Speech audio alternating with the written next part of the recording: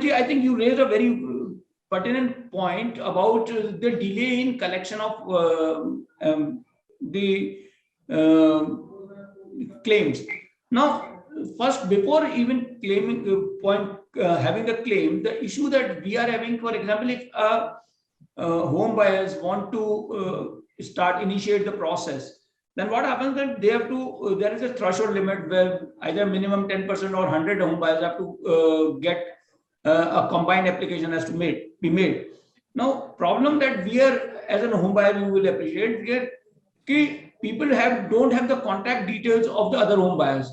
There is no process in RERA also that the details of the home buyer should be available at this website of the company, the developer, and so that if required, the people can connect with each other and people can do. So, how can you think? How can this concern can be addressed for initiation of CIRP, particularly by the home buyers or the allottees? A couple of things. Home buyer is a very disparate lot. You rightly said they do not know each other, and neither is the requirement in the process when they do their home buying. Now, how do we get? I think there is one correction that I would make. RERA requires the builder to keep quarterly update on the bookings he's made and the details of the bookings.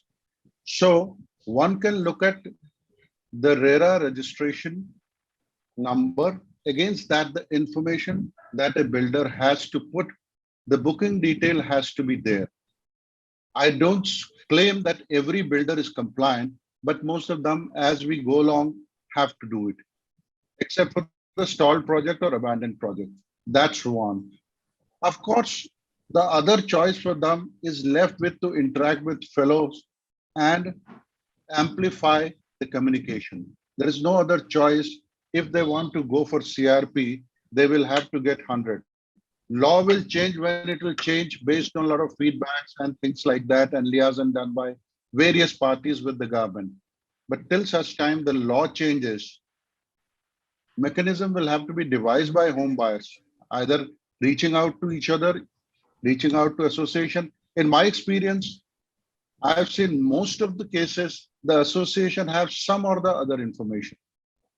And that can be, you can do RTI with landowning agencies, because most of the landowning agencies have dual role, and where they have a separate role of land provider and the town and town planning department separate, one can do an RTI with town planning department, which also takes the list of how many flats have been sold, which are the bookings made, because different legislation have made it incumbent on the promoters, be it RERA, even NCDRC. If people were to go, they're obliged to provide information. But RERA in particular requires that each and every builder provide the information of what is the booking that has been made. Landowning agencies like Noida Authority or Greater Noida Authority or Town Planning of Gurgaon, I'm just speaking on behalf of, per se NCR, or even PUDA in Punjab, or SIDCO or MADA in Mumbai and MMR region, they insist, of course, the mechanisms that these agencies follow are very, very different, but they insist on the list of registries done or list of bookings that are made is available with them also. So an RTI done with this agencies can also reveal.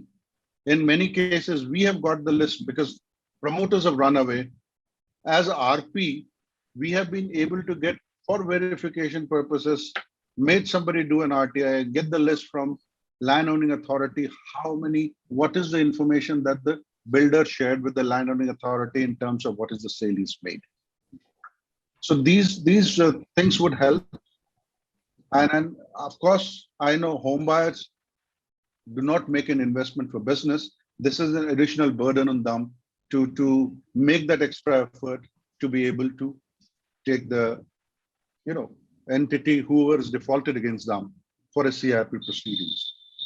Thank you very much, and definitely it's an additional burden, as well as it's a chaos in their life, because they put a hard-earned money into the business, into the projects, and they are just getting into a lurch where they don't know exactly what to do with that money, and now what will happen to their money, whatever they have deposited.